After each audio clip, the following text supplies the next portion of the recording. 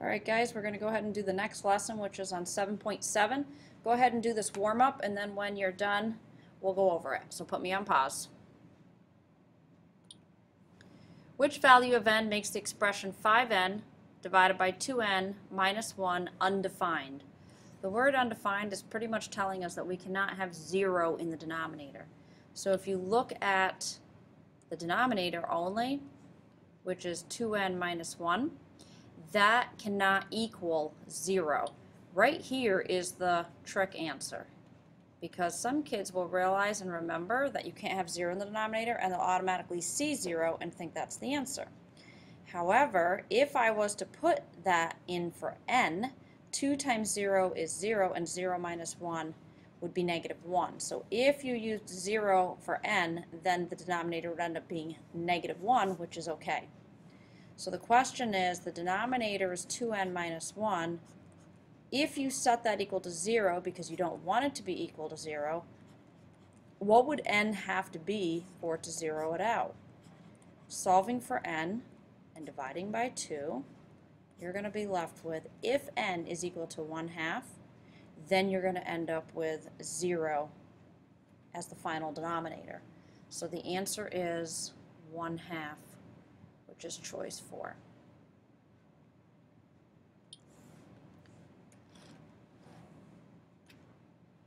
Exponential growth and decay. This is 7-7. It's an honors lesson for Algebra 1. This is not pertinent to regular Algebra 1. Exponential growth. I don't know if you've ever heard about, like, when they say rabbits grow exponentially. Same with puppies and kittens. That's because when a bunny or a rabbit has a litter of bunnies, they have many of them, and then in time those 5, 6, 7, 8, 10 bunnies have more bunnies, and as we go through time, the population of them grow at a fast pace, and we call that an exponential growth because it's going so fast. If you were to graph an exponential function or equation, it would look like similar to something like this. It may be going the other way or upside down. But what happens is, as the points start going through the curve starts to get steeper and steeper very fast. The standard equation for exponential function is right here. Y is equal to a times b to the x. Know that a is your initial amount. The exponent is the variable. That's why they call it exponential, because the variable is in the exponent's place, exponent. And the base, which is greater than 1, is the growth factor, which is what they usually tell you or give you in the formula. You guys do not need to worry about this equation that much, other than being able to take the equation given, plot points on a table, or put the points into a table and plot them on a graph. Okay, so let's look at some examples. It says growth example, economics. Since 2005, the amount of money spent at restaurants in the United States has increased from 7% each year. In 2005, about $360 billion was spent at restaurants. If the trend continues, about how much will be spent in restaurants in 2015? So let's go ahead. Remember, the equation is y is equal to a times b to the x. Y is equal to a times b to the x. They're telling me that it's increasing at a 7% rate each year. It started in 2005 and it ended in 2015. And we're talking about 360 billion was spent on restaurants. So if this is going to continue, how much will be spent at restaurants in 2015? Okay, so let's go ahead and substitute in what we know. That's y is equal to, you guys are going to need a scientific calculator to figure this out with the exponential growth. But the initial value is 360 billion. We can leave it as 360 without all the zeros, as long as we know in our final answer we were in billions, times b to the x. Now b is a little bit difficult, but remember, b represents the growth value. Well, we know that When it started, it was 360 billion. So 100% of 360 billion was the starting point. So 100% of that, plus it's going to grow at an additional 7%. If you change these to decimals, move them back, move it back, you will see that it's growing at a rate of 107%, which is 1.07. It's a little bit tricky to understand. So I'm going to put this in parentheses, 1.07. 7% increase, but it still started at 100% of the initial value, raised to the x. Now x is the time. Remember, we started in 2005 and we're ending in 2015. So if you take 2015 and subtract 2005, that means 10 years went by. So that's where the 10 goes. So now you're going to take your calculator and we're going to put into the calculator 1.07, raise that to the 10th power, and then multiply it by 360. And we're going to end up with, and we're going to say about, because it doesn't come out nice and even, but it comes out to about 708 point, and there's a lot of digits after, but about 708, and don't forget, you've got to attach back onto it $1 billion. So about $708 billion. Okay?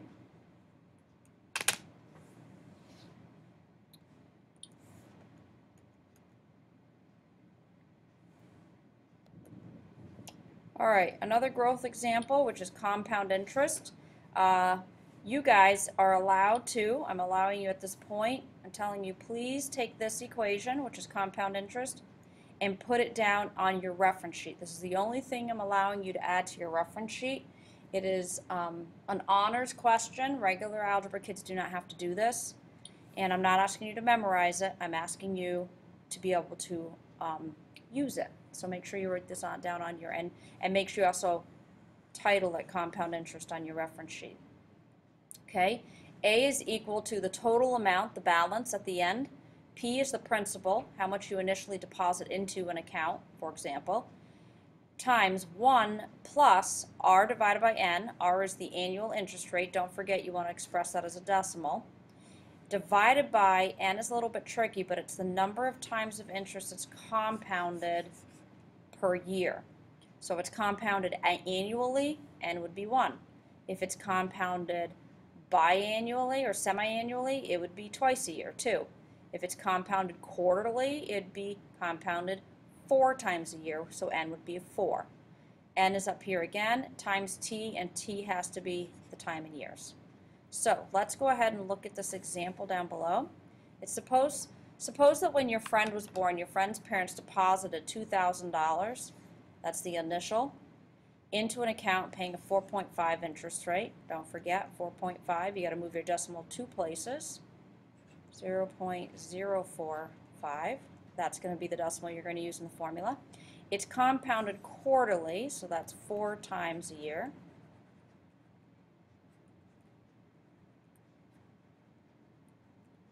What will be the account balance, that's the A, after 18 years? That's the T.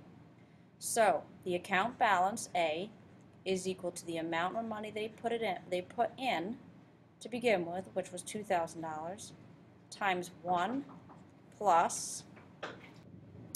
All right, so now we have to find the rate, which we did right here. So that's 0.045 divided by how many times it's compounded. It's quarterly, so 4 times a year they're readjusting the price. Raised to the N times T, that's the 4, times how many years? 18 years. So guys, take your calculator. It's going to have to be a scientific calculator.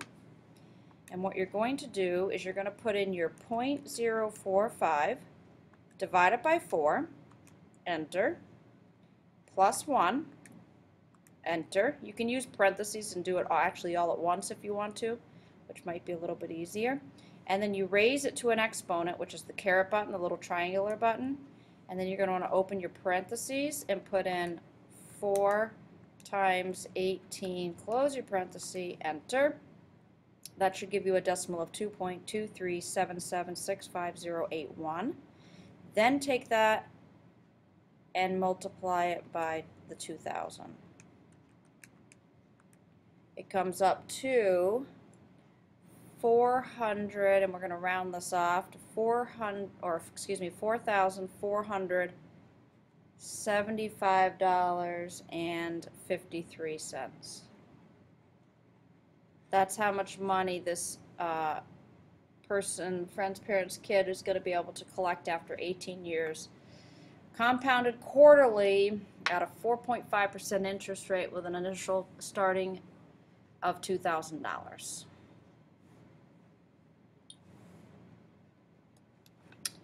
All right, we're looking at decay. If you look at exponential decay, that's where the graph actually goes the other way into the negative, the second quadrant over here. The base is between 0 and 1, so really what's going to happen is because it's decaying, your base is going to be, in the last equation we did 1 plus, in this equation it's going to be 1 minus. So let's go ahead and look at an example so I can show you what this looks like. Whoops, I guess I'm not going to show you an example. I wanted to show you an example, but I don't have one here.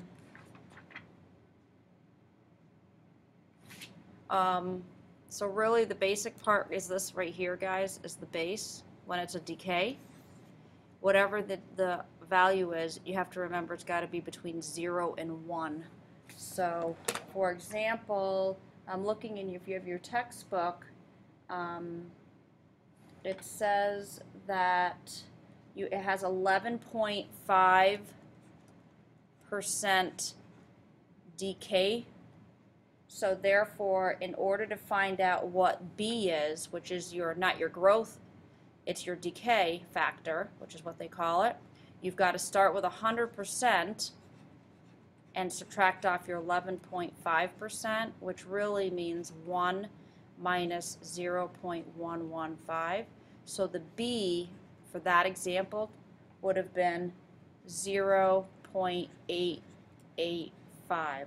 So in other words, if you have growth, you add the 1, add it. If you have decay, you subtract it. That's really the difference between the two. Everything else is the same.